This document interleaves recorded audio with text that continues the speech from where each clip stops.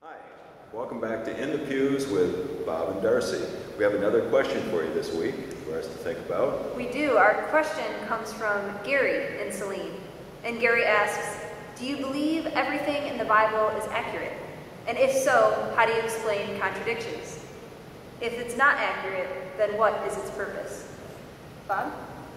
I think that's a great question, something that people talk a lot about, I think, as I think of the Bible anyway, it's not a literal book. It's not meant to be that. It's not a textbook for sure. What it is it's a compilation of people's experiences with this very mysterious God as they're trying to figure out this very mysterious God and then explain it through first an oral communication and then a written communication. So no, it's not a textbook. Another thing about that word accurate, and I agree with Bob saying it's not literal, not all the stories were meant to be literal, is that it's very true, Gary, that you say there's contradictions. What if there's contradictions? Well, the Bible is full of contradictions. In the Old Testament, Jewish law said an eye for an eye, a tooth for a tooth. And that was just part of the culture then. Revenge was considered something that was merciful. If someone took your eye, it was merciful to take their eye back. And then Jesus came along and said, that eye for an eye, tooth for a tooth stuff is garbage. He threw it away and gave us a new law of what his understanding of mercy is. So yes, it's full of contradictions, but that's not necessarily a bad thing. No, and not only that, the Bible is meant to help us define our way into faith.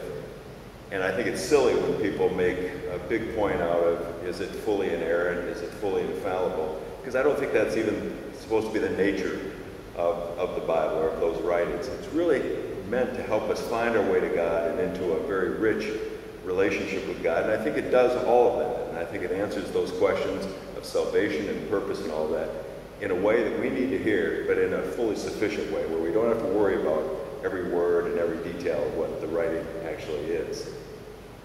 Another thing is when you look at the Bible, this book here, it wasn't, with the exception of the Ten Commandments, which you can argue were literally written by God, and we're not going to get into that right now, but folks, this was written by people, and so it's going to have areas of contradiction, and it's going to have some areas that are literal and some as metaphorical.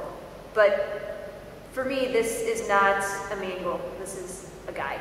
So Gary, you asked what its purpose is. Its purpose is to guide us as we figure out this journey with our God. That's our thoughts. That's our thoughts. See you next week. Thanks.